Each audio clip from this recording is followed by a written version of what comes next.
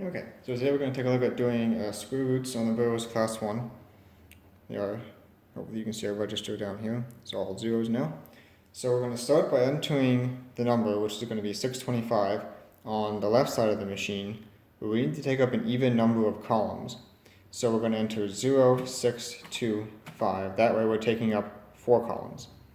Because if we had just entered 625 in the first 3 columns, then the algorithm would read that as 6250, which is not what we want. We want 0625.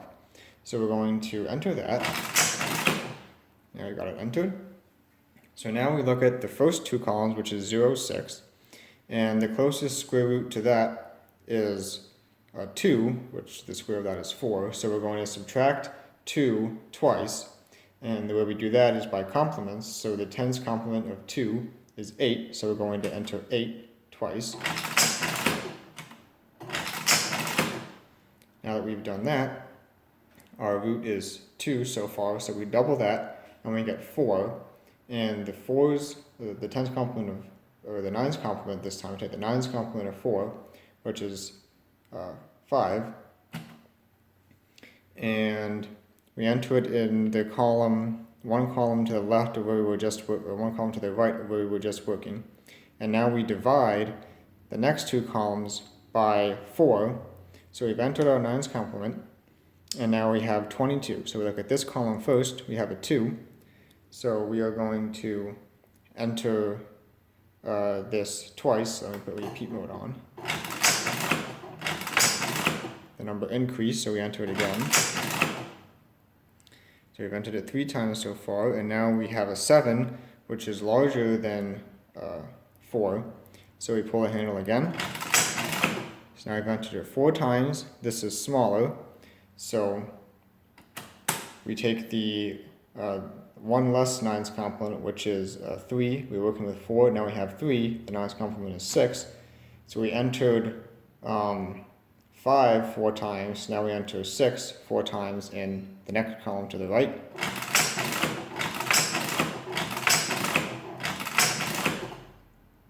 Okay.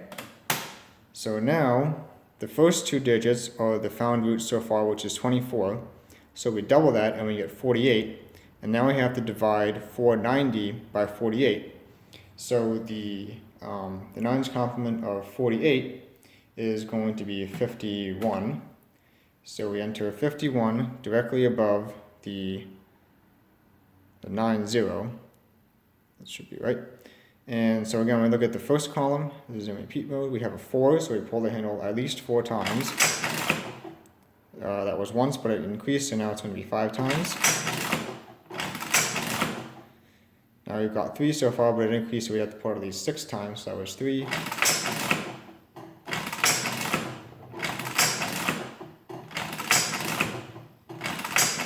So we pulled it 8 times, and we have an 8 there, and that's what you want. You want to pull the handle the number of times as the digit in the column 1 to the left of where you're working.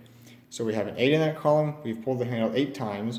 So now we look at what's directly below us, which is 98. That is larger than 48. So we pull the handle again. 49 is larger than 48, so we pull the handle again.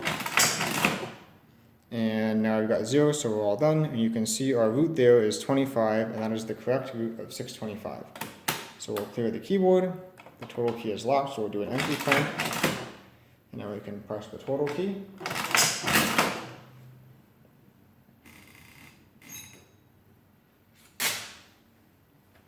You can see, well, that's cleared out now, but I didn't quite print there, but 25, focus. 25 would be our root, but it just, for some reason, just didn't quite print correctly there. But anyway, that's how you take square roots on the Burroughs class 1. So if you enjoyed this video, obviously there's not really a practical method of doing this. It's rather annoying, actually. It's a little bit easier on the Comptometer, and as the Comptometer has the complements printed on the keys. But I just did this to kind of show the ridiculousness, I guess, of this method. But anyway, I hope you enjoyed this video, and thank you for watching.